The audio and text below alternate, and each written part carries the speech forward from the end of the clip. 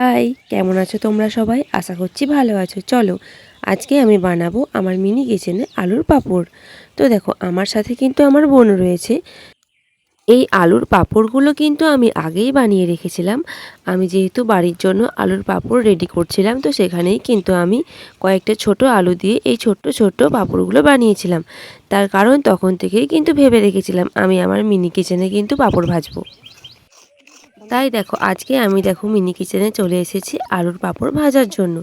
তার জন্য দেখো প্রথমেই কিন্তু উনুনটা আমি ধরিয়ে নেব।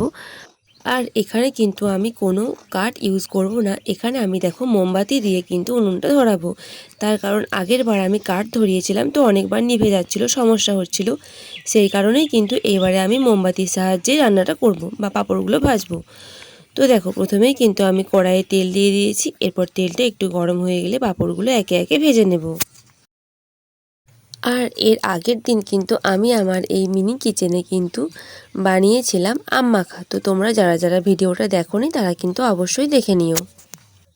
আর আমার বোন যেহেতু এসছিল আমাদের বাড়িতে বেড়াতে, তো তার জন্যই কিন্তু মূলত এগুলো বানানো। সেই আমাকে বলছিল চলো দিদি ভাই পাঁপড় বানাই, আম মাখা বানাই। আর দেখো আমার কিন্তু পাঁপড়টা কত সুন্দর ভাজা হয়ে গেছে, আমি কিন্তু সেটা নামিয়ে রেখে দিয়েছি। তো এইভাবে কিন্তু একে একে পাঁপড়গুলো ভেজে নেব।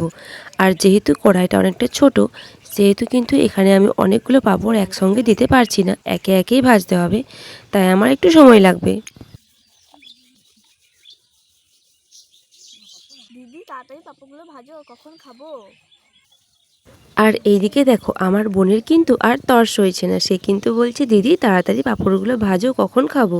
তাই দেখো আমি কিন্তু এরপরে তাড়াতাড়ি করে একটা দুটো তিনটে করে দিয়ে একসাথে ভেজে নেব পাঁপড়গুলো।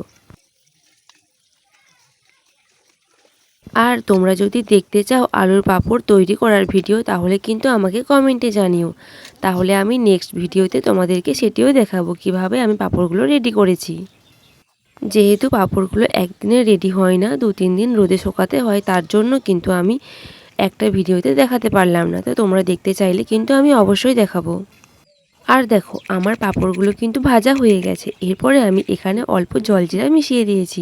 তারপরে দেখো আমি সব পুতুলগুলোকে কিন্তু প্লেটে দিয়ে দিয়েছি পাঁপড় ভাজা।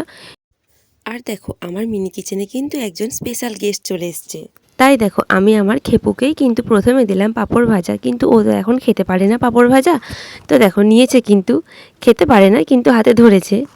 এরপর আমি আমার বোনকে দেবো, এই নে খেয়ে দেখ কেমন হয়েছে বল।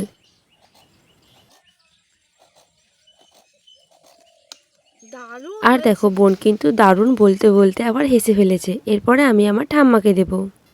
আমি যেদিনই কিন্তু মিনি কিচেনে রান্না করি সেদিনই কিন্তু আমার ঠাম্মা এসে বসে যায় এবং আমি যেটা বানাই সেটা টেস্ট করে দেখে কেমন হয়েছে। তো দেখো ঠাম্মাও কিন্তু বললো ভালো লাগছে। এরপর তোমরা মিনি কিচেনে কী রান্না দেখতে চাও সেটা কমেন্টে জানাও। আবার দেখা হবে পরের ভিডিওতে। টাটা।